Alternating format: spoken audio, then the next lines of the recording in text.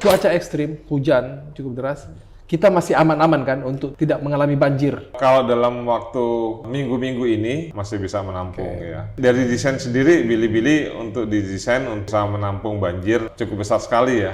Banjir yang terjadi di 2019, kalau saya baca dari laporan-laporan, itu banyak diakibatkan dari Jenelata yang tidak bisa kita kontrol. Padahal potensi airnya cukup besar sekali gitu ya. Iya. Jadi masyarakat selama kesediaan airnya terpenuhi, dia akan membuka sawah untuk bertani gitu ya.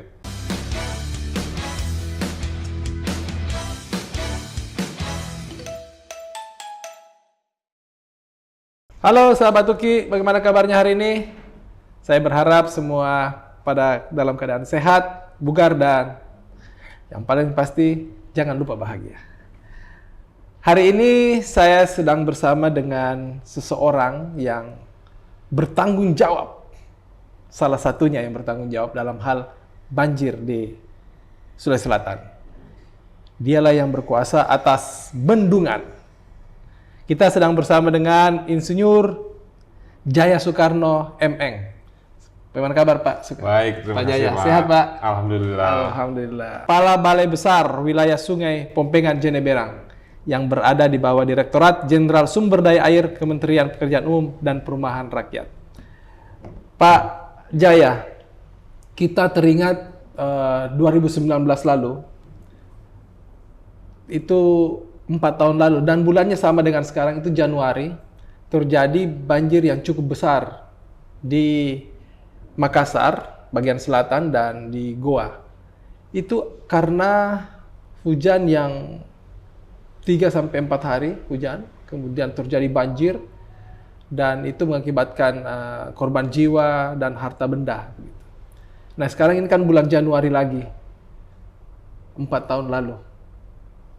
Dan sekarang cuaca cukup ekstrim.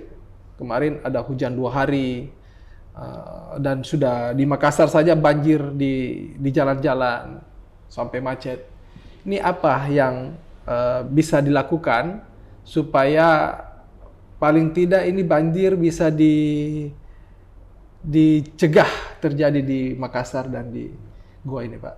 Bagaimana Pak Jaya? Baik, saya sampaikan mengenai pengendalian banjir khususnya di Kota Makassar dan aglomerasinya.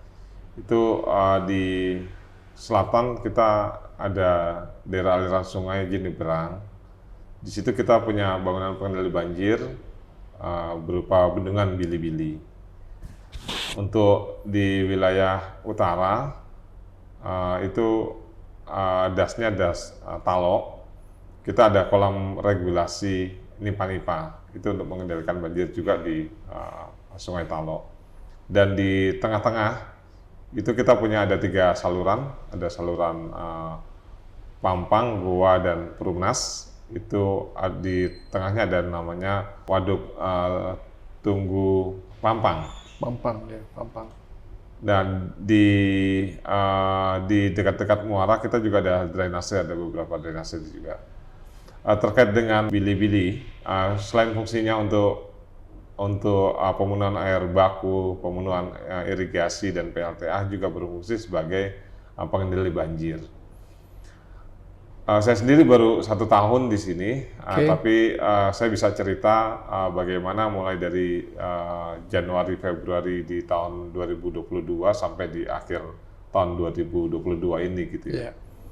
Upaya kita untuk bisa mengendalikan das Jeneberang ini, Bilibili Jeneberang ini ada sungai utamanya yang Jeneberang sendiri yang kita bisa kendalikan dengan bendungan Bilibili, dan satu anak sungai lagi di Jenelata. Jenelata, ya. Upaya kita untuk bisa mengendalikan Jeneberang ini, kita di saat musim penghujan ini kita kurangi tampungan dari bendungan Bilibili. Itu kalau total dari tampungan Bilibili sendiri kan sekitar 350 juta meter kubik ya. 350 juta. 350 juta. Okay. Kita bisa menyiapkan tampungan untuk banjir kurang lebih sekitar 100 juta meter kubik. Jadi kalau di sana ada pelimpahnya setinggi 99 meter, kita bisa turunkan sampai sekitar 92 meter. Jadi kita masih punya tampungan setinggi 7 meter. Itu kurang lebih 100 juta meter kubik. Jumlah yang cukup banyak sekali gitu ya, kalau kita bisa menyediakan tampungan segitu ya. Sehingga banjir yang bisa terjadi di Das Jenebrang bisa kita tahan sementara di Bili-Bili. Ya. Jadi boleh dikatakan untuk tahun ini, walaupun cuaca ekstrim, hujan cukup deras, kita masih aman-aman kan untuk tidak mengalami banjir. Kalau dalam waktu minggu-minggu ini, saya pikir kita masih bisa menampung ya. Karena dari desain sendiri, Bili-Bili didesain untuk bisa menampung banjir cukup besar sekali ya. Namun kadangkala itu dia, cuaca ekstrim ini yang kita kadang nggak bisa prediksi secara jelas ya, seberapa banyak gitu ya, sehingga bangunan-bangunan yang kita rencanakan udah bisa menampung banjir, kadang juga tidak cukup untuk bisa menampung banjir kalau dari segi penampungan banjir ya. Tapi kalau dari keamanan struktur, alhamdulillah sampai saat ini Bili-Bili aman secara struktur. Secara struktur aman. Aman. Tapi kalau dari jumlah air sampai bisa jebol begitu, itu nggak mungkin terjadi. Tidak mungkin terjadi ya, karena kalau jumlah air yang banyak, Bili-Bili ini dirancang untuk banjir namanya KPMF, banjir PMF probable maximum flood. Itu debit banjir di atas 1000 tahun. Jadi banjir yang bisa terjadi lebih dari 1000 tahun sekali gitu ya. Dan itu akan periodenya lama sekali gitu, tidak akan mencapai di atas 1000 tahun ya. Namanya KPMF, jauh di atas itu ya banjir. Tahap awal tidak perlu khawatir kalau hujan cukup deras ya, tidak perlu khawatir karena ada jaminan lah kira-kira seperti itu bahwa tidak akan banjir kita. Apalagi kalau sampai bendungan bermasalah, begitu Pak ya. Nah, kalau kita lihat bahwa bendungan ini yang selalu digambarkan oleh media sosial ketika terjadi airnya sudah tinggi sekali, mereka mengambil gambar dan mengatakan ini bendungannya sudah hampir jebol. Itu bagaimana sebenarnya itu maksudnya? Kadang-kala seperti kemarin juga kita lihat juga mengamati juga posting-posting yang ada di media sosial ya, kita amati juga. Kadang yang dimaksud bendungan Limpas itu adanya Sabodem ya, Sabodem yang berada di atas Bili-Bili. Sabodem yang atas Bili-Bili itu memang fungsinya untuk menahan debris atau sedimen yang ada di atas bendungan Bili-Bili. Di sana kan ada gunung bawah Karaeng yang sering longsor. Itu ditahan oleh Sabodem ini. Yang digambarkan kemarin juga banyak Sabodem itu gitu ya. Memang itu fungsinya untuk melimpas air gitu ya. Jadi memang dikasih lewat begitu. Dikasih air lewat, tapi sedimen ketahan di situ gitu ya. Bukan berarti sudah jebol. Bukan jebol. Iya. Oke. Pak Jaya, ini yang pertanyaan di media sosial juga banyak soal kondisi fisik dari Bili-Bili ini. Kita sudah berapa tahun ini Pak dan Bili-Bili ini? 40 tahun berarti ya, sekitar 90-an. Banyak masyarakat masih meragukan apakah masih mampu ini. Katanya sudah pernah juga dikabarkan sudah retak-retak, gimana itu? Untuk bendungan ada perlakuan khusus ya. Jadi kita tiap 5 tahun sekali ada namanya inspeksi besar. Itu dikeluarkan, nanti kita mengajukan ke Komisi Keamanan Bendungan. Jadi tiap 5 tahun sekali kita melakukan inspeksi besar yang mencakup semuanya, diteliti dari mulai hidrologi, geologi, sampai keamanan bangunan dan strukturnya juga dinilai oleh Komisi Keamanan Bendungan. Jadi kita pastikan Bendungan Bili-Bili juga dapat sertifikasi dari Komisi Keamanan Bendungan. Itu upaya-upaya yang kita lakukan untuk memberi rasa aman kepada masyarakat gitu ya, kalau bendungan ini sudah dapat sertifikasi keamanan juga. Selain Bili-Bili, kan tadi disebutkan ada juga yang dari bendungan Jenelata ya? Yaitu tahap apa sekarang Jenelata ini Pak?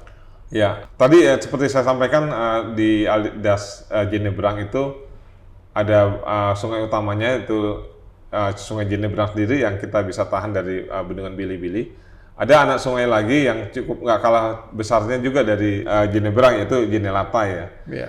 Nah, banjir yang terjadi di 2019 kalau saya baca dari laporan-laporan itu banyak diakibatkan dari Jenelata yang tidak bisa kita kontrol.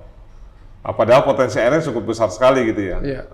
Sehingga pemerintah merencanakan untuk membuat bendungan di Jenelata sehingga nanti selain airnya bisa kita manfaatkan untuk irigasi, untuk air minum dan PLTA, kita juga bisa mengendalikan banjir yang terjadi akibat Jenelata. Iya. Di tahun ini sudah dilakukan kontrak dan kita sedang menunggu loan agreement-nya. Oke. Itu dibiayai oleh loan, nanti ada loan agreement-nya. Harapan kami di awal tahun 2023 ini bisa mulai pembangunan Jenelata. Biasanya dalam pembangunan waduk, bendungan itu yang jadi masalah biasanya pembebasan lahan. Ini pembebasan lahannya bagaimana Pak? Sudah aman? Alhamdulillah, tahapan dari pengadaan tanah itu dimulai dengan penetapan lokasi. Oke. Penetapan lokasi itu ditandatangani oleh gubernur. Dan itu tahapan saat ini sudah dilakukan pembebasan terhadap tapak bendungan dan jalan akses ya. Jadi kami tinggal menunggu dimulainya loan agreement ini dan dimulainya pekerjaan, dan itu bertahap terus nanti akan pembebasan tanahnya. Iya. Selain Jeneberang, Bili-Bili Pak ya, kemudian Jenelata, Ya. wilayah kerja Bapak itu sampai sejauh mana Pak? Ya, sesuai dengan peraturan Menteri Pekerjaan Umum, wilayah kerja saya di Sulawesi Selatan ya, seluruh Sulawesi Selatan. Oke. Nah, itu kita bagi 4 wilayah sungai ya. Jadi ada wilayah sungai Jenebrang yang tadi yang kita sampaikan, ada juga wilayah sungai Sadang, Sungai Sadang, oke. wilayah sungai Walanai Cendranai, Iya. itu yang meliputi yang Danau Tempe itu, dan yang di atas itu ada Pompengan Larona. Pompengan lalu di Sulawesi Barat itu ya?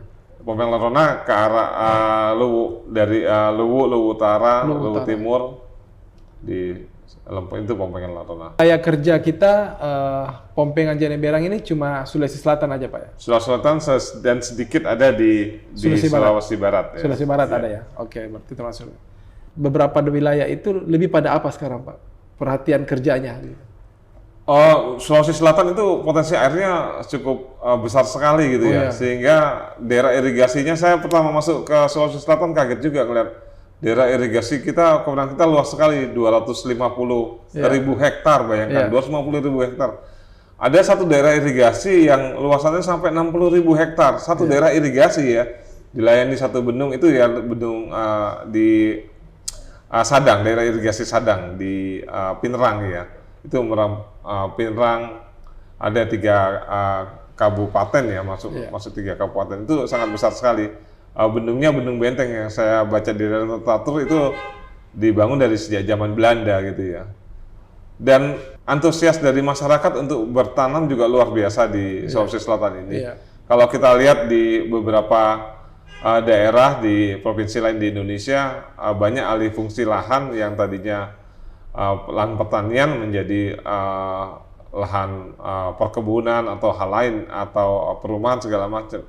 Kalau yang saya lihat di Sadang ini, daerah irigasi Sadang, malah bertambah gitu ya. Iya. Jadi masyarakat selama kesediaan airnya terpenuhi, dia akan membuka sawah untuk bertani gitu ya.